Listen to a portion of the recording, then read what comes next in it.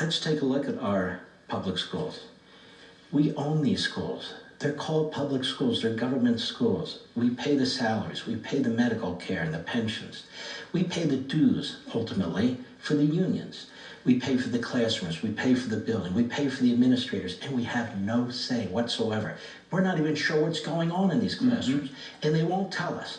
We have a teachers union that is clearly part of the American Marxist movement. Absolutely. They've announced that regardless of what parents think, they are pushing critical race theory, they are pushing the transitioning model, they're pushing whatever the hell they want to. So, I have argued, thanks to a caller into my radio program, that one of the things we need to do is have cameras in the classroom. Cameras in the class. We had cameras in the classroom all through the virus. That's how people saw what was going on and were shocked. If cops wear cameras, we have cameras on cop cars. If many courtrooms in the country have cameras, then why shouldn't we have them in the classroom? We pay for them. We pay for our kids. We own it. The unions will fight it, but the hell with the unions. What else should we do? Do we know what's in the teachers' contracts? No.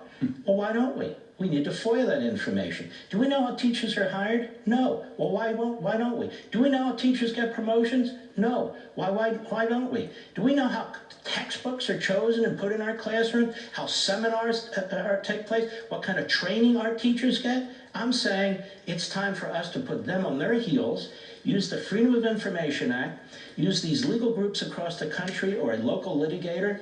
Let's get in there, let's find out what's going on, let's push back against the union. And what about these unions, the NAA and the AFT? When I was president of Landmark Legal Foundation, we filed complaints, IRS complaints, against the NAA, because the NAA is nothing but a political institution and an appendage of the Democrat Party that's pushing all these American Marxist movements. Well, let's challenge them. Let's challenge their tax status. They're not doing what they say they do. We can take quotes from Randy Weingarten, who heads the AFT. We can go on the website of the National Education Association, use their words and make these filings. You can do this from your desk. I'm saying everybody... You show people how to do it. And I give links, I explain how to do it. I just don't say go do it. And that's the goal. That's the last chapter, the action chapter, as my wife Julie calls it, the pushback chapter.